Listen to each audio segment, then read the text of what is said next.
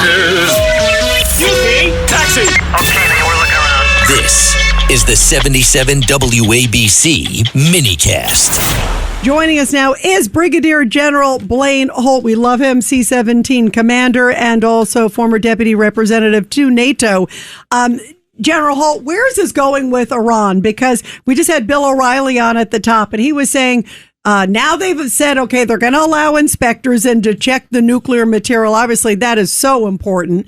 And if they don't, Bill O'Reilly says President Trump's going to pound them to smithereens. Your thoughts? Well, smithereens is a strong word, and I don't think we're going to have to get it to smithereens. I like all three tracks that we're on right here, right now. And what I would caution everybody is think about all of the noise that was out there this weekend saying, oh, they're leaving, they're running away, oh, it's all over, it's the Hezbollah thing is out there.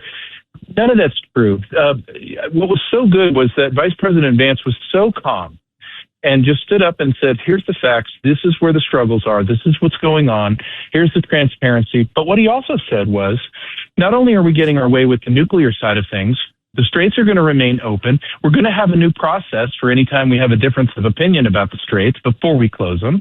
And then this idea of a joint Lebanese-Israeli force with proper rules of engagement that would squeeze out what's left of Hezbollah because we're going to choke their supply lines and their money anyway.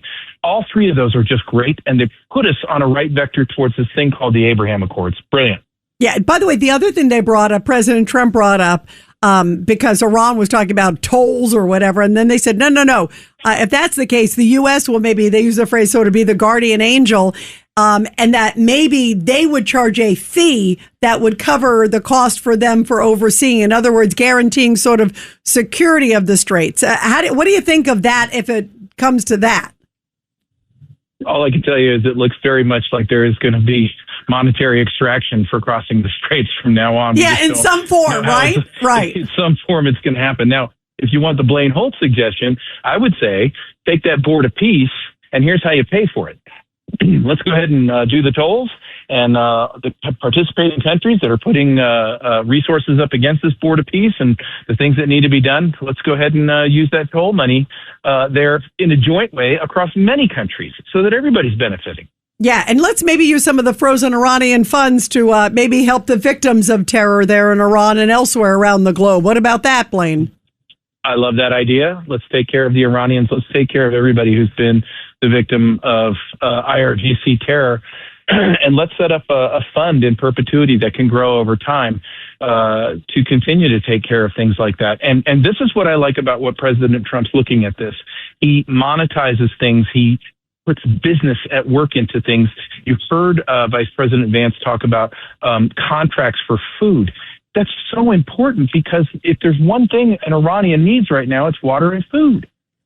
Yeah, that is for sure. And make sure it gets to the people who need it. Vito Fasella. I think it just bears repeating why this took place in the first place, is that Iran has been an existential threat to peace in the Middle East and potentially around the world.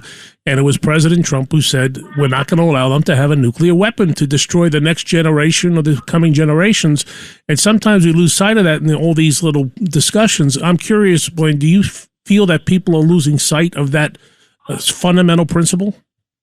I think they need to be reminded of it 24/7, 365, because there's propaganda all over the place. The other thing I would add to your very eloquent points is wait, whose point? Was that mine or Vito's point? That was so eloquent. No, it was Vito's. Oh, well, yeah, keep going then. So what I would say is I would add to that and say people need to be reminded that there's not 130,000 U.S. forces in Iran right now, and that we're taking casualties in some terrible firefight with the spire of nuclear war just around the corner. That's not what's happening here. And we're not going into a war that's a forever war. We're actually into the final chapters of closing this one out. And people need to be reminded of that. And I think President Trump will remind us very loudly of all of that once this gets done, because here come the midterms. Yeah. And boy, they're coming up fast and furious. Thank you so much. Brigadier General Blaine Holt, thank you so much. I really appreciate it.